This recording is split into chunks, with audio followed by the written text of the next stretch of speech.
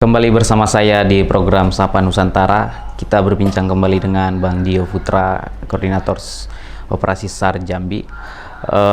Lebih spesifik mengenai Jambi, Bang. Ini kalau kita secara pemetaan atau data yang kita miliki itu untuk di puncak-puncak akhir tahun begini, itu di daerah mana saja yang rawan bencana dan itu bencana apa saja? Seperti apa tantangannya? Ya, ketika berbicara bencana ya, Jambi ini cukup kompleksitas bencananya, Mas. Karena ketika berbicara di baratnya Jambi, kita dihadapkan dengan bukit barisan mulai dari Gunung Kerinci, Gunung Masurai, serta perbukitan-perbukitan di Bukit Barisan. Serta jangan lupa fenomena patahan semangka. Ini menjadi momok juga untuk kita sendiri bahwa bencana itu bisa terjadi kapan saja dan di mana saja. Nah, terkait pemetaan, karena kembali lagi ketika berbicara bencana itu ada wewenang kapasitasnya BNPB selaku mereka pemetaannya, dan sedangkan Basarnas ini lebih ke kemanusiaannya. Namun berdasarkan histori 10 tahun ke belakang atau 5 tahun ke belakang, ketika berbicara bencana longsor dan erupsi Gunung Merapi ini menjadi fokus. Karena bencana itu ketika berbicara di Jambi kota, kita berbicara banjir. Dengan segala dinamika drainase, banyak faktor-faktor yang di dalamnya itu berpengaruh terhadap bencana-bencana tersebut. Ketika kita berbicara ke hilirnya lagi, banjir.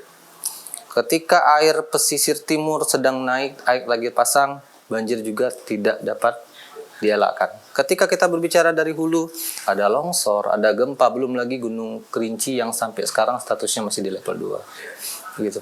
Artinya tentunya kita membutuhkan kesiapsiagaan setiap saat ya untuk ini, dan karena posisi daerah Jambi juga menjadi daerah yang dipengaruhi oleh daerah lain seperti Sumatera Barat. Banjir di Sumatera Barat sangat mempengaruhi di Provinsi Jambi seperti itu.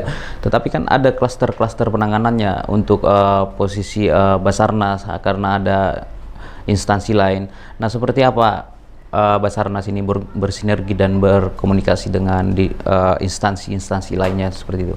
Ya, alhamdulillah di Jambi ini ya, khusus di Indonesia lah, khususnya di Jambi, sinergitas antar instansi, antar stakeholder itu berjalan sangat baik. Ketika berbicara debit air yang mulai tinggi, kita sudah berkoordinasi sama BWSS, Badan Wilayah Sungai Sumatera. Ada juga rekan-rekan BPBD yang TRC-nya selalu siap siaga dalam memantau ketinggian air. Dan juga yang pasti rekan-rekan TNI Polri, karena kembali lagi, Basarnas ini bukan Superman, Mas. Kita ini super tim. Kita ini sama-sama bekerja di sini. Karena dari kita untuk kita, seperti itu. Kalau kita lihat update dari Basarnas Jambi hari ini, Basarnas Jambi sudah mulai menginformasikan ke masyarakat bahwa kontak-kontak yang bisa dihubungi jika terjadi bencana itu seperti itu ya. Itu apakah memang ada perkiraan kita dengan cuaca tidak menentu atau cuaca ekstrim seperti di Kerinci hari ini seperti itu? Bagaimana ini kan dari informasi sangat cepat oleh Basarnas. Ini seperti apa yang dalam kondisi yang kita terima seperti itu? Karena tadi juga informasi ada rapat penetapan status untuk di Provinsi Jambi ya. Seperti apa Bang digambarkan ke kita Bang? Ya, sebenarnya ketika berbicara bencana, sinergi itu sudah dilaksanakan secara rutinitas tahunan, di mana juga semua stakeholder itu sudah membuat kesepakatan bersama, karena ini kembali lagi untuk kebaikan Provinsi Jambi. Ketika kita berbicara juga dalam proses mitigasi ketika kebencanaan, setidaknya Basarnas juga telah melakukan, kita ada yang namanya pelatihan potensi SAR, di mana pelatihan potensi SAR ini kita melatih beberapa masyarakat di Provinsi Jambi yang kita latih bagaimana caranya menolong ataupun memberikan bantuan hidup dasar kepada korban, di mana harapan kita mereka-mereka inilah yang akan menjadi perpanjangan tangan kita ke depannya.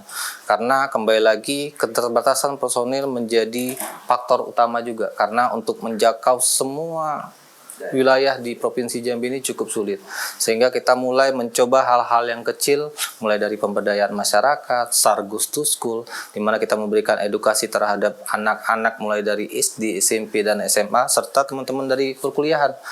bagaimana cara memberikan pertolongan pertama, pertolongan di air, pertolongan di hutan, dan juga pertolongan-pertolongan lainnya. Dimana harapan kita tadi yang saya bilang bahwa harapan kita itu semakin banyak insan SAR, semakin banyak juga nyawa yang akan tertolong. Demikian. Artinya program kita selain melakukan operasi, ada program dalam mengedukasi masyarakat seperti itu, Bang, ya, termasuk pelatihan ke masyarakat. Nah, untuk personil kita sendiri yang selalu stay itu, yang kita punya pos tersendiri itu di daerah mana saja, Bang, untuk di Jambi ini? Ya, alhamdulillah tahun ini kita mendapatkan 31 orang personil, di mana kita yang seperti saya bilang di awal, kita memiliki 2 pos dan 2 unit serta 3 kapal yang kita taruh di Sungai Batanghari ini, di mana untuk meng-backup wilayah Kerinci dan sebagian wilayah Barat Merangin, kita punya pos SAR Kerinci yang kita plot juga di sana, ada 12 orang.